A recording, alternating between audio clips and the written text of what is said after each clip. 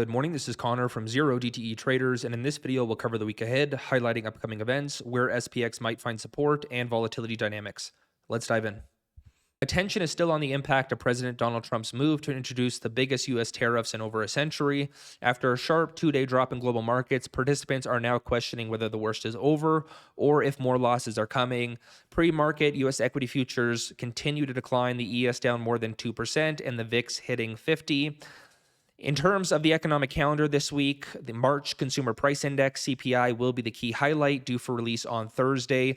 FOMC minutes are due out on Wednesday, and there'll be a number of Fed speakers throughout the week. Participants will be closely watching for any comments related to the newly imposed tariffs. First quarter earnings season kicks off this week with some big names: Delta Airlines, JP Morgan, and BlackRock. The Gamma Index, which measures dealer gamma, is negative 1.3 billion notional, trading below the transitions 5,700 flip, 5,750 zero gamma. As you can see, this has been the primary regime this year: risk off, bears in control. Now, when we're below the flip in negative gamma, we can expect heightened volatility, thinner liquidity, weaker levels, and less predictable pinning behavior. Where will the SPX find support? Major downside levels include 5,000, which carries a high concentration of open interest. Additionally, it has the added significance of being a whole round number, very psychological, watched by many.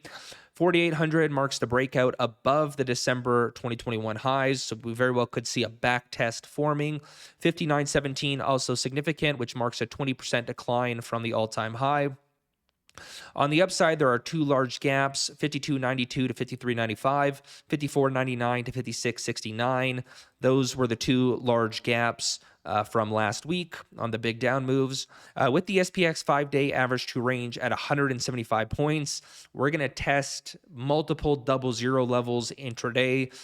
So those continue to be, I would say, the most important levels: double zeros and SPX 20, which is equivalent to the SPY double zero.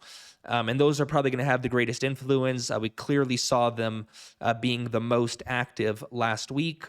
Volatility metrics have surged to extreme levels. VIX 50 volatility risk premium at a premium, suggesting that long put holders need a clear justification to maintain exposure, either hedging existing portfolios or betting on further downside. In both cases, these puts carry a high premium and require ongoing market weakness or a negative catalyst to uphold their value. Absent a sustained sell-off, so if the market starts to stall, base out, put premiums are likely to evaporate, potentially sparking sharp short-term relief rallies. Additionally, if headlines stay neutral or turn positive, this sets the stage for a very powerful rebound. Now, a sustained intraday rally will be confirmed by a +2 bullish signal on our internals dashboard and alerted within our Discord server. So essentially, this just uses market internals. And this is likely going to persist throughout the session. We'll see that positive feedback loop. So we want to see very bullish conditions via market internals and vol get crushed, and that could spark a very sharp squeeze on the upside.